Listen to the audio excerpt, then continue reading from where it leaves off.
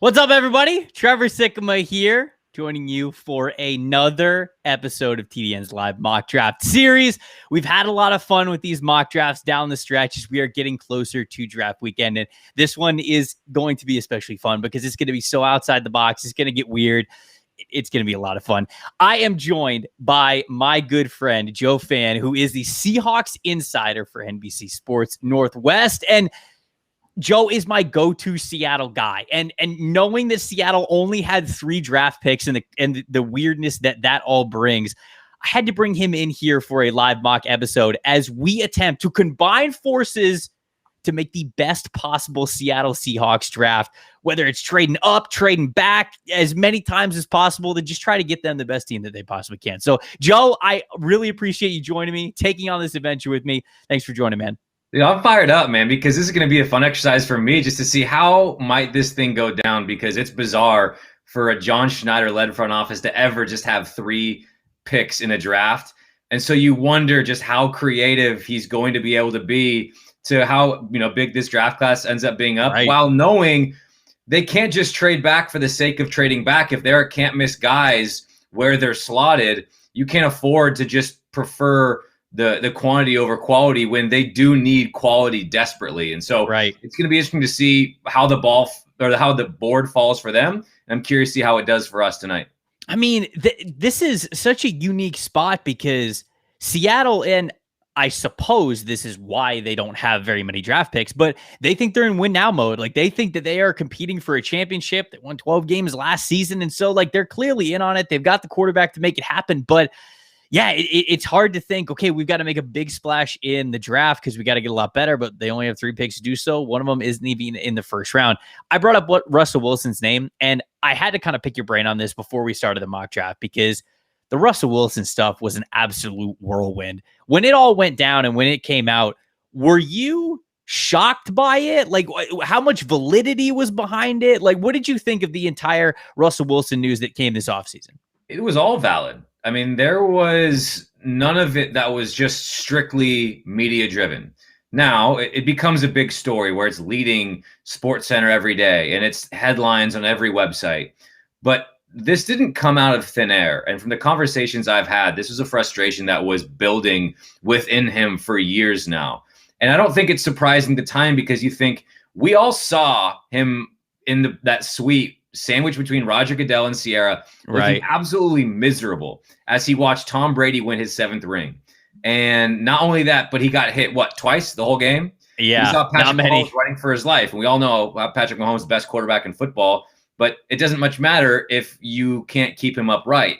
And so there were so many layers to it of, okay, Russell Wilson talks about his legacy more than anybody. And he is a guy who has more confidence in himself than anyone I've ever spoken to in my entire life. I mean, he's a guy who, since he was in his teens, he said he's going to be the greatest quarterback of all time. Like, that's just how he talks, and he believes it. And so he sees Tom Brady win number 7, and the GOAT is just not an attainable dream anymore, unless he just rips off some unbelievable run that was better than Brady and the Patriots. Yeah. So I think there's a realization of okay, that's not really going to happen anymore. And you see the offensive line play, the necessities there. And he says, man, we've wasted a lot of draft picks and we've wasted a lot of free agent dollars. And there's just opportunities where we haven't pursued, top bill, top shelf offensive linemen to protect me. All 3 layers of those, where the Seahawks offensive line has been underwhelming each and every year. And then it comes down to respect and seat at the table of not just personnel decisions, but also philosophy and how the offense is run and operated. And so all of that became into this this situation where Russ finally felt the need to speak out on it. You can tell how uncomfortable he was with it, with what he said to Dan Patrick, what he said to us for a Walter Payton Man of the Year press conference. He's trying to dip his toe in the pool of being critical of the organization. You can tell it's not comfortable for him. But he did it, and everything else, it all crescendoed with Mark Rodgers announced to Adam Schefter on the record the 4 teams he'd be willing to trade it to. It's been a nuts couple of months, but I do think things are winding down now. Carlos Dunlap told us last week, hey, I called Russ before I signed that contract, and I said, "You better be here," and he gave me the confidence that he would be. Well, because for the longest time, Russ ended every appearance, every interview, everything with just "Go Hawks," right? And it was just like this dude was all in on Seattle, and I can see why he would be very uncomfortable with this part of the business. But, when you get to the very top, especially when you talk about demanding where you want to go to help your legacy, sometimes you need to do this. Football is a situation where you get drafted to a team, and sometimes it's a situation where they don't let you out. And it's just, you almost feel like you're in captivity with your certain organization because you want to get out. You want to help your legacy one way or the other. You're not going one direction that you need to. You realize that you don't play this game forever. And I think that we kind of just came to a head with Wilson in that regard. And it kind of echoes the sentiment that you had there. So just right before that we start this thing, you mentioned offensive line a couple of times. I mean, is that the biggest need for the Seattle Seahawks team? It is, because you have Gabe Jackson, and I think if you're Russ, you say, hey, if these comments, as critical as they were and as bad press for me as they were, if they created the urgency to go get Gabe Jackson, I'll say mission accomplished. That's to his credit. Maybe that's how he's feeling about it. They got Gabe Jackson, but he's not a long-term fit. They have him for 2 years. They added a third year, so it's 3 years now. But they still don't have a left tackle of the future. They don't have a center. Their right tackle, Brandon Shell, is up after this year. So I think of their 3 picks, if they were sticking with 3, which we will accumulate more through this evening, at least one of those picks has to be an offensive lineman. And then to me, it's corner and it's a third wide receiver. Those are without question the biggest positions of need, unless someone just fell who was just such a steal and so much value where you strictly have to go plus best player available. Did they think they were losing Jack Griffin? Did they think that they were going to lose him? They knew there was a good chance because he was going to be one of the guys who commanded big money. I mean, he's already made a Pro Bowl. Great kid. He's the type of player you want to pay because he's not going to be a different guy after you pay him compared to before you pay him. Sure, yeah. So, I think they knew that they were going to have a chance to lose him, and they've made some budget signings. They feel really good about DJ Reed, a guy they picked up right before the start of the season last year. But right now it's Trey Flowers, Akella Witherspoon, and they've signed Demarius Randall and are moving him from safety to corner. But they still need another guy. They need – if you feel really good about DJ Reed, and there's good reason to, he was tremendous in 2020, you still need somebody else to join in the mix. And, there's some good ones in this draft. And if you can get one, it'd behoove the Seahawks to, like Shaq Griffin, get a good one on a rookie deal. I had to just kind of ask you on the overview of the roster, because anytime a team doesn't have a first round pick, we just don't think about them. We're running through so many first round mock drafts and we're identifying team needs and all that kinds of stuff. We don't hear from those teams that don't have first round picks, but those are teams that are going to be plenty active as well. So before we get started, Zach, you can pull up the mock draft machine now if you want, as we kind of segue into it. Their highest pick right now, Seattle's, is in the second round. You talked about, we potentially might move back from this. Your gut reaction, just from us, us doing this exercise, not necessarily what might happen in real life. Do you think it would be more advantageous to move back from 2, or do you think having that high pick, it's too important to go get a guy that might still be on the board there? Which one, do you have a gut feeling before we see any of the trades? To me, and this isn't super scientific, but if you look at the Seahawks draft history of late, it hasn't been very good.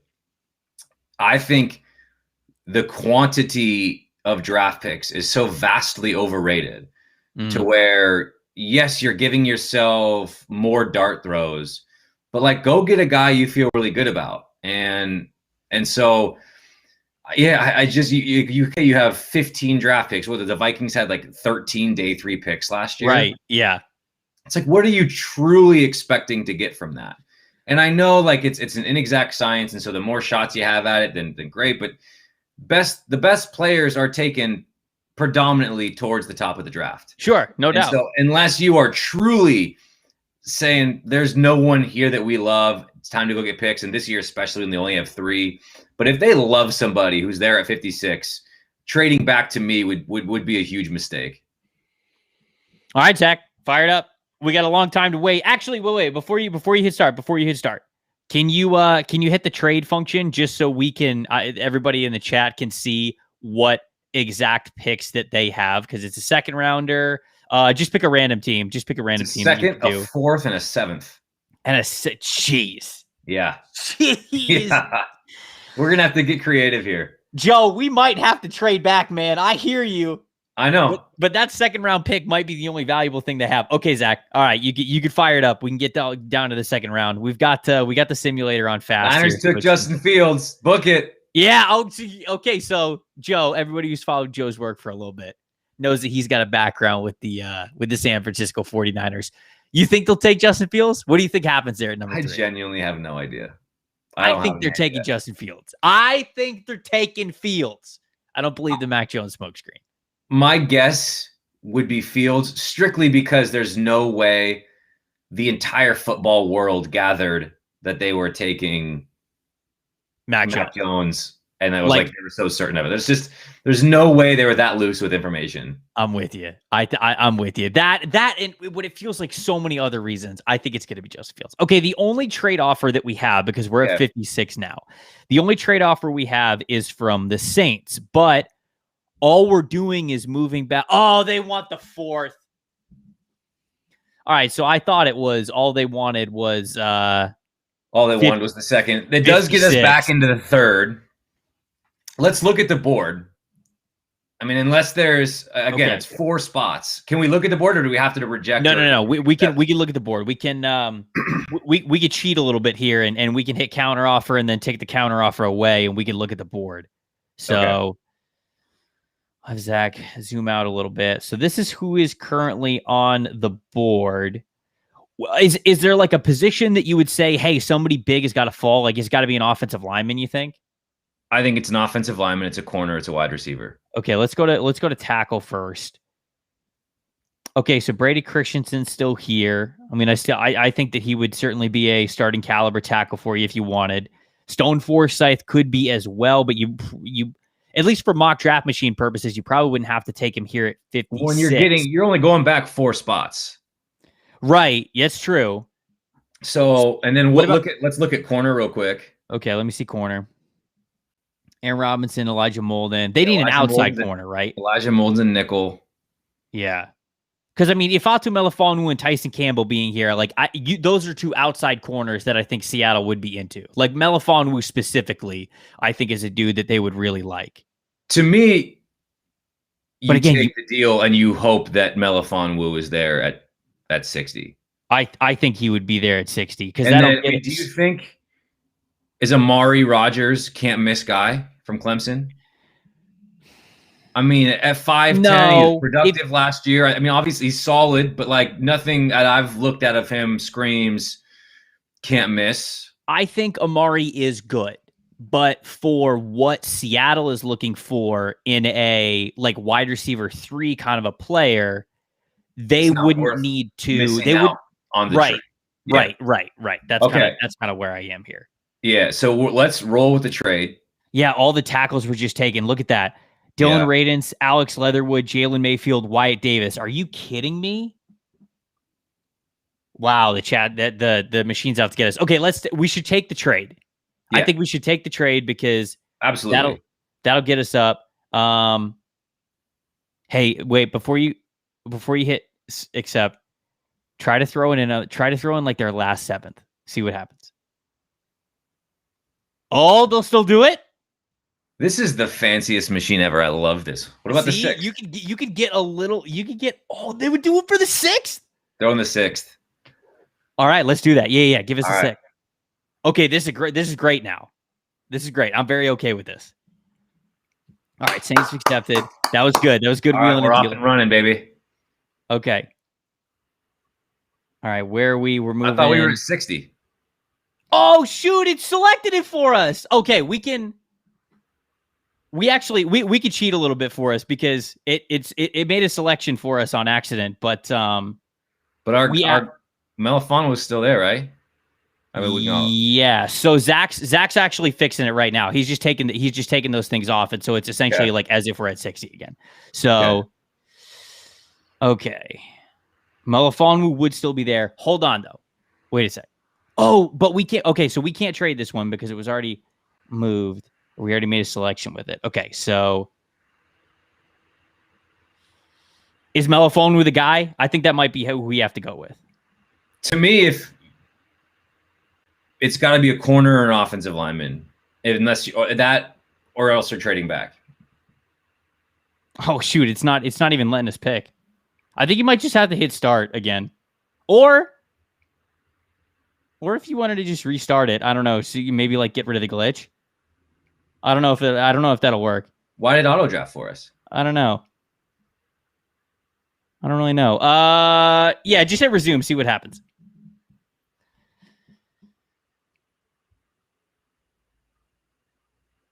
Can you pause it again and see what happens? Or Melifonwu is still there. So if you just take Melifonwu off, Zach, or sorry, if you just take Dyami Brown off, will it let us take Melifonwu? No, it won't. Okay, now it's just like having us take corners. All right, that's super weird. All right, so what I'm gonna do is I'm just gonna act like this is Ifeatu Melifonwu. I don't know why the machine messed up like that, so we're just gonna keep it rolling. Cool. So we'll act like that was our pick. Syracuse corner. Can we not trade back anymore? If we trade back, is it going to do that again, we think? You know, Joe, this is we'll just have to tune in to find out. I don't know. We'll see. Okay, just start you can start the draft again, Zach. Okay. We'll just run through it and see if it actually lets us if it stops at our pick here. I don't know why I was so finicky there. I really do think though, no. Oakland wants us to trade up. I don't think we should do that. No, we're not trading up. We're not losing draft picks. It's not going to happen. Correct. No. You could decline all the ones that has us trading up, Zach. I actually really like Ifeatu Melifonwu because he brings you that length. He's pretty dang athletic. I think he's a nice off cover, like cover 3 kind of a corner, but then he gives you that size profile. And I really do think that he is athlete enough to learn how to really be good in man coverage as well. So right now, I think that he's great for Seattle because he gives you that cover 3 profile. Which what I think helps too is if you get a guy like that who's not necessarily a project and has the size and athleticism you're looking for, you are now taking a player in the second round who could potentially contribute right away.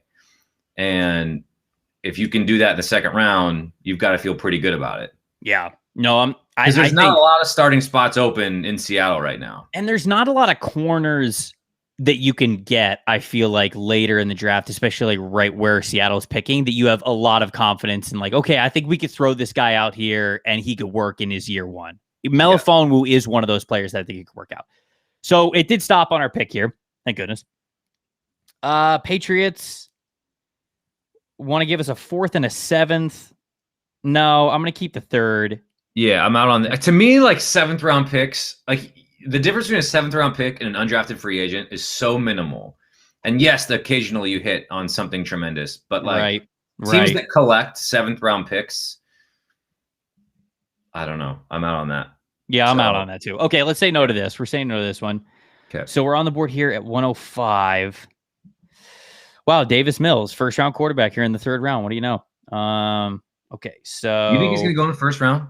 No, I really don't. I know that Peter Schrager, and I'm just having fun there. Schrager was throwing out a name because he was putting it at the end of the mock draft for the Tampa Bay Buccaneers, and it's like, dude, you could throw any name at the end of the 1st round for the Tampa Bay Buccaneers, and you could find out a way to make it to make sense.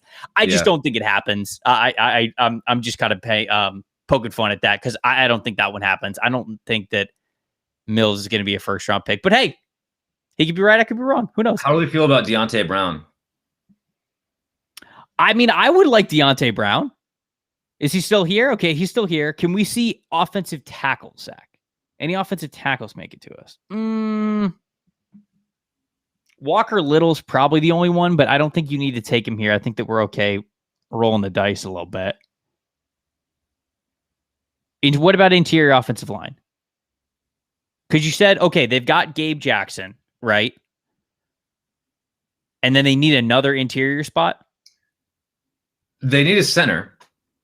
Ooh, okay. And they also, I mean, the kind of dark horse option is Damian Lewis started a game at center last year in an emergency spot, and Pete Carroll raved about him. And so should they love a guard early in this draft, I would not be surprised if they said, we will move our 3rd round investment last year from right guard to center and we draft a guy who would be our new right guard. I like both Deontay Brown and honestly, I like Aaron Banks even more. I have Aaron Banks higher on my rankings, and I really like Aaron Banks. He was the left guard at Notre Dame. I like him even better than Deontay Brown. So if you would say you're comfortable moving Damian Lewis into center, then we could have Gabe Jackson one guard spot, Aaron Banks on another, and then that way you'd be able to keep Gabe Jackson on the right side where he's been recently with the Raiders. Sure, right. What do you think about this? Aaron Banks. So take him, and then let's get this skinny on him. Like why him over the kid from Alabama? Dude, I think he moves so well. I really like Aaron Banks. When I was watching him, I thought he was, everybody watches Notre Dame and they go for Liam Eichenberg, but I thought Banks flashed plenty. He is a massive guard. He knows how, he's quick when he's pulling. I also think that when he was asked to do some zone blocking stuff, some inside zone, not a ton of outside zone stuff, but when he was asked to inside zone block, he could really move for a man his size. And, that was also a plus of Deontay Brown. I just think Aaron Banks does it at a better level. I just think that he's the better prospect because I feel like he carries a similar strength profile. He gives you those man gaps blocking scheme abilities where you're trying to just play smash mouth. You're just trying to play up front. You're trying to kind of bully the guy in front of you. He does that really well just because he's big enough to, but I also thought that he was pretty nimble. I thought he was pretty light on his feet. I really liked the way he moved. And so that's why I just felt like he had a little bit of a higher ceiling as an interior offensive lineman than Deontay Brown did. Sold. I love it. I also like how we could have taken Trill Williams and reunite him and Melifonwu. Oh yeah, you could have. We really could have. What's the other? There's another school. Is it UCF that has two like kind of early round corners? South Carolina has J.C. Horn. From? Oh yeah, so Georgia has Tyson Campbell and Eric Stokes, but South Carolina also has J.C. Horn and Izzy Mukuamu. So they have those two guys as well. Okay. It's not another Bama one. Josh Jobe didn't come out, so it's not like Patrick Surtain, Josh Jobe. I think those are the guys that you're probably looking for. Yeah, Georgia is what I was looking for. Yep. All right, we've got the added 6th round pick here. So okay. Yeah, we've got the outside corner. So yeah, the Elijah Molden. It's not actually Elijah Molden. It's actually Ifeatu Melifonwu. So we got the outside corner here. We also have the interior offensive lineman, and we're putting Damian Lewis in at center. So that's what we're going with here. You want to try to do wide receiver now? You want to look for another? What are you thinking? So to me, let's talk me through best player available. But to me, especially looking at the board right here, it makes sense to go wide receiver. Because right now, the Seahawks are so thin at receiver. Mm-hmm. David Moore is gone. He's in Carolina, but they needed an upgrade over him anyways. Sure. Freddie Swain, 6th round pick of a year ago, got to trade back into the draft to get, was solid, but is still relatively unknown. And those are really the only 3 on the roster. John Ursua is on the practice squad, but he was even outplayed by Penny. Why can't I think of Penny's first name? Rashad. Nope, that's running back. I thought that's what we were going for. Yeah. No. Penny Sewell. No, I'm just kidding. Now I'm just throwing names out. Anyway, now I'm not being helpful. They are thin at receiver, and they are thin at receiver with any experience. So like any rookie that comes in is going to be able to compete for reps immediately. Right now, it's Freddie Swain's job. And they're going to use 2 tight ends very commonly, especially after getting Gerald Everett. They love Will Dissly. They spent a 4th round pick on Colby Parkinson last year, who, again, another relative unknown because he just didn't play a whole lot behind Greg Olsen, Jacob Hollister, and Will Dissly a year ago, had the foot injury in camp, all of that. So with their tight end trio, those guys are going to be on the field a lot, but they still clearly need someone else at receiver to go along with Freddie Swain and have some competition there. Let me see. Can I see overall receiver, Zach, while Joe's still finishing his point? So, and this can be, to me, what the profile the Seahawks need. You need some yards after the catch ability, someone who can operate over the middle of the field. Doesn't have to be a deep threat. Obviously, anytime you add more speed and another deep threat, it's obviously a bonus. But between Tyler Lockett and DK Metcalf, the Seahawks have a lot of that. But the Seahawks were really thin on guys catching the football and making a play afterwards. Guy who maybe can break a tackle. Guy who has some versatility to get involved in the running game. David Moore did that a bit, but not much. DK Metcalf hasn't really done that at all, and Tyler Lockett doesn't really do that at all. And Tyler Lockett's such a possession, get it, find your soft spot, and he's down. There's not a lot of, make guys miss in the open field and get your yards after the catch.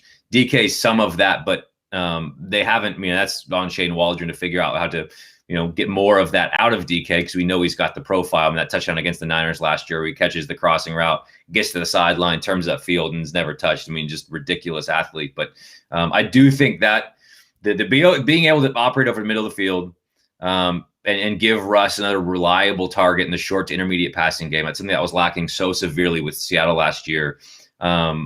They've got to be able to implement something to where it's not just check downs and deep balls. They've got to have that in between.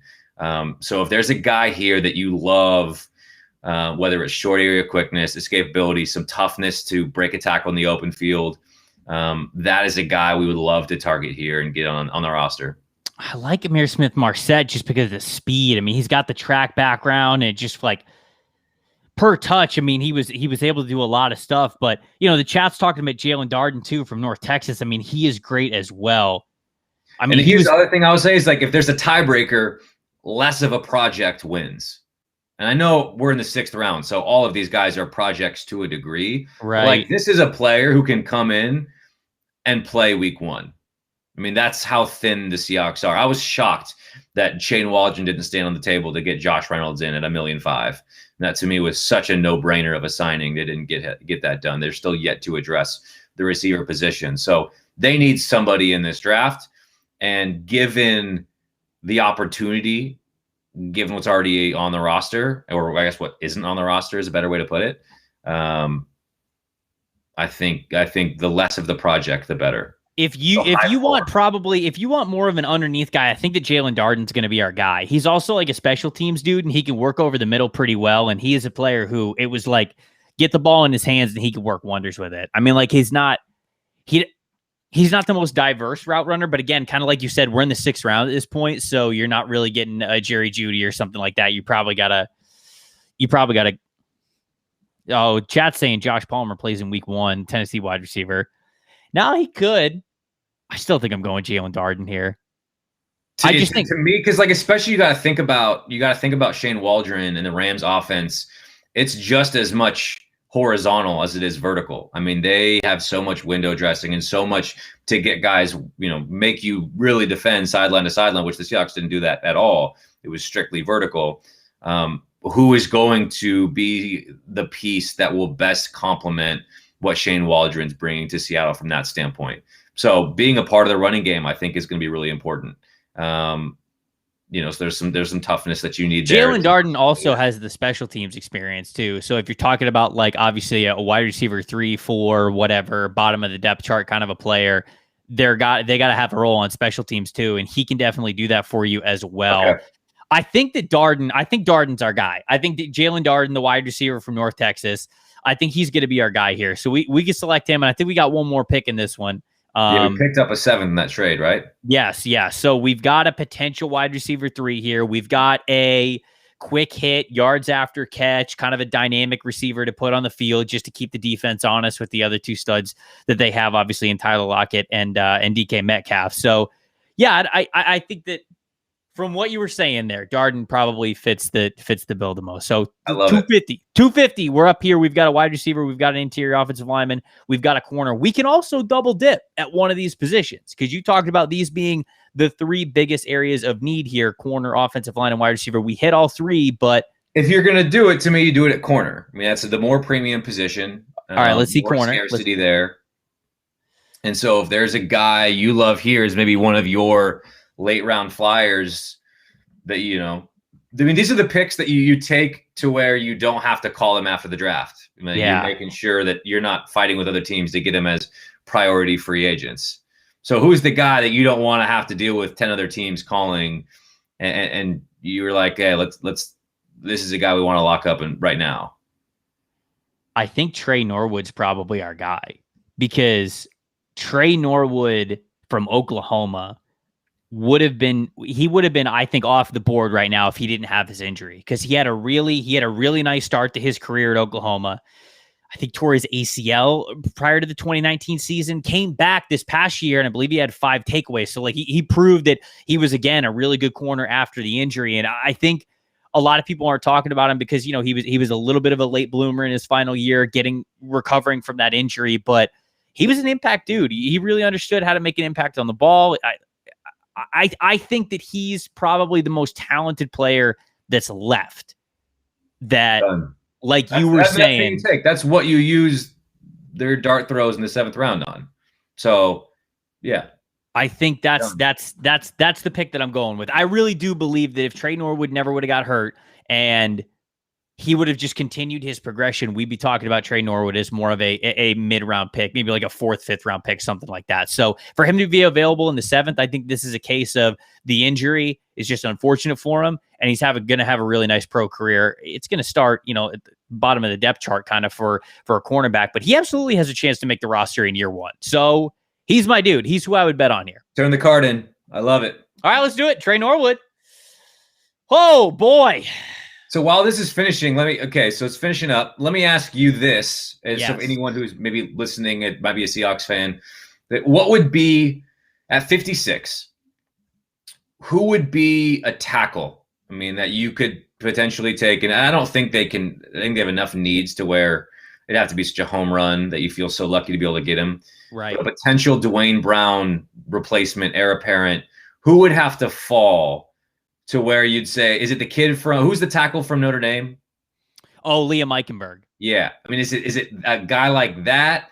Who is it that gets to 56 and you say, like, whatever your other needs are, this is a left tackle, you got to take him, and now you have Dwayne, because that's a can they've been kicking down the road for years now. Right.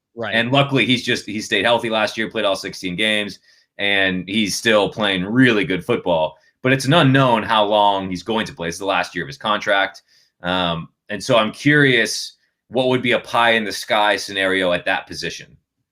So I'm looking at TDN's prospect rankings right now, and we have them kind of ranked of where they are on the big board.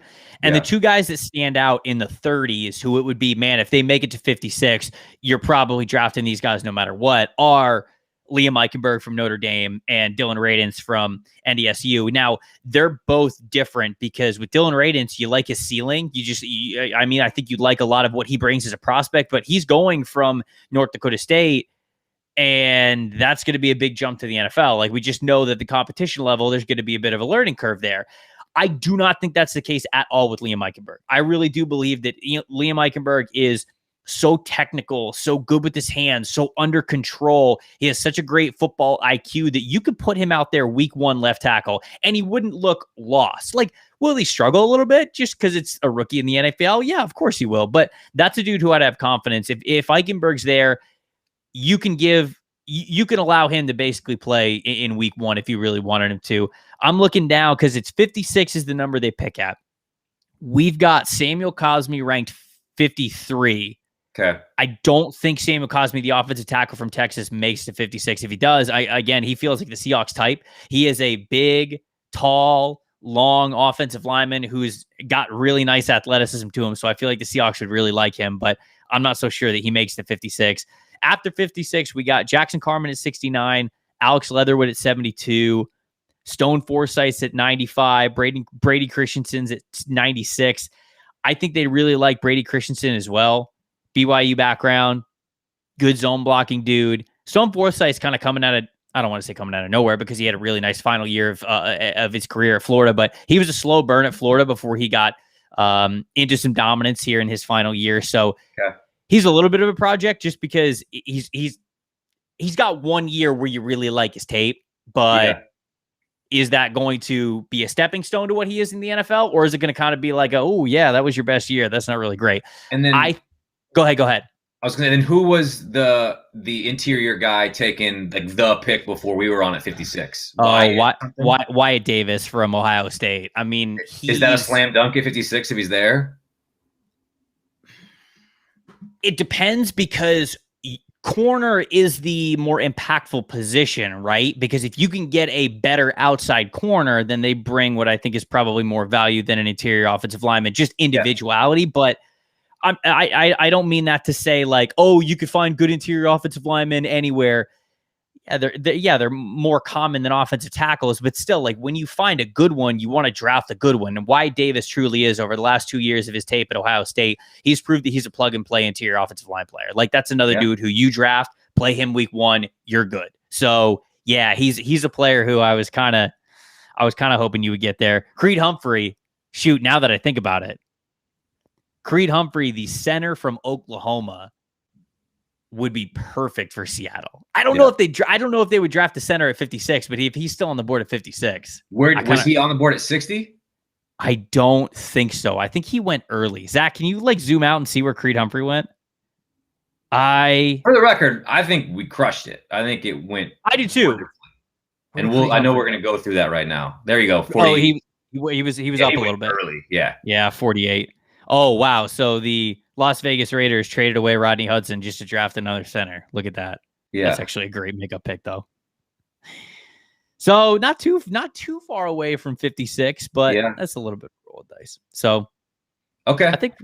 All right, let's look at our board. Let's look at our board, and Elijah Molden is Melifonwu. Yeah, and is Melifonwu. I think we did good here. So the first pick, we traded back from 56 to 60, got an extra. Sorry, what we did was we moved back from 56 to 60 with the New Orleans Saints, traded their 3rd round pick in the deal for our 4th round pick, so jumped up a little bit there, and then threw in their extra 6th round pick to make it happen. So we got an extra pick, moved up from 4th to 3rd, and moved back just 4 spots in the 2nd. I thought that was a great deal because the guy that we wanted was still on the board. It wasn't Elijah Molden. It was actually Fatu Melifonwu, and we just picked the wrong guy there. Then with that 3rd round pick, we went with Aaron Banks, the interior offensive lineman from Notre Dame, who I really, really like. Who's not there in the 4th, right? I mean, he's not there in the 4th. Probably not. I would not think so. I think that we made that jump to give ourselves the chance to draft Deontay Brown or Aaron Banks, and I think that we made the right call there because we got one of them. And then in 6th round, that extra 6th round pick, we debated which kind of wide receiver we wanted here, but we ended up settling in on Jalen Darden because, he brings you that dynamic after the catch ability. And Joe was saying that just seems like what Seattle really needs. And also Darden's got a lot of special teams experience too. So if you're talking about wide receiver 3, 4, 5, however many you're carrying on the roster, they've got to be able to play special teams. And Darden's got that experience as well. So I think that he would fit in right away. Final pick, Trey Norwood. I like Trey Norwood.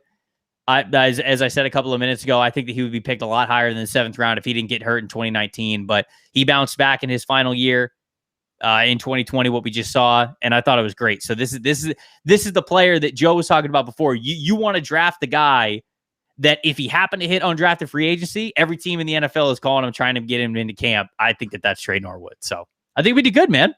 I like it a lot. I mean, to me, the Seahawks don't have the luxury, in my opinion, right now of drafting strictly best player available.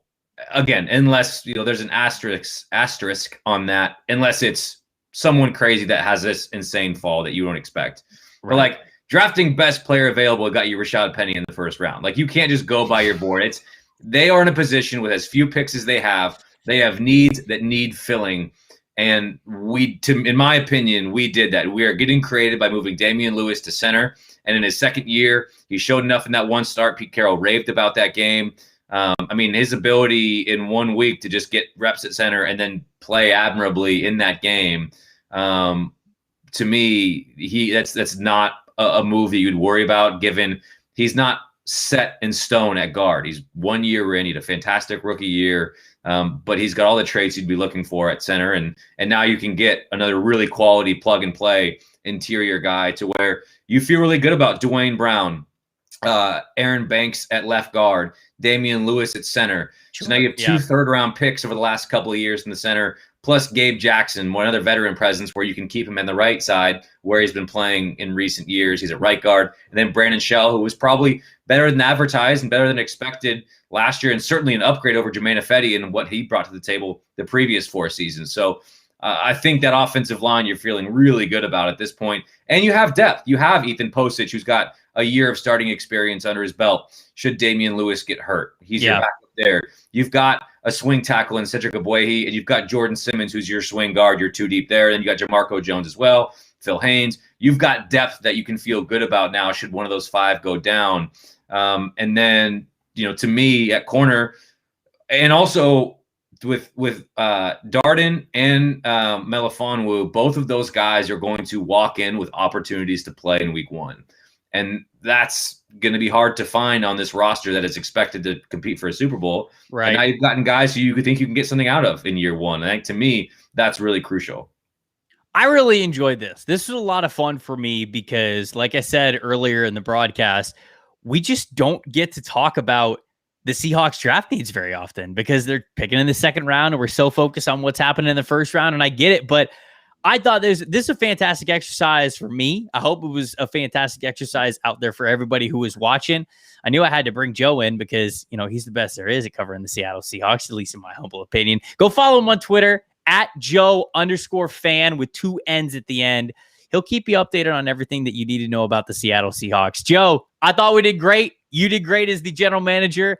I suppose me as the director of scouting or director of player personnel, whatever you want to call it. I thought we made a great team, man. Hey, this was a fun exercise, man. I really, really enjoyed it. I appreciate you having me, man. It's always fun when we get to chat this time of year. I know we're friends on Twitter year round, man, but it's fun to get to collaborate on some stuff. And I know you're going to be helping me out with my draft panel I do every year. Can't wait for that. But this has been a lot of fun, man. I really enjoyed it.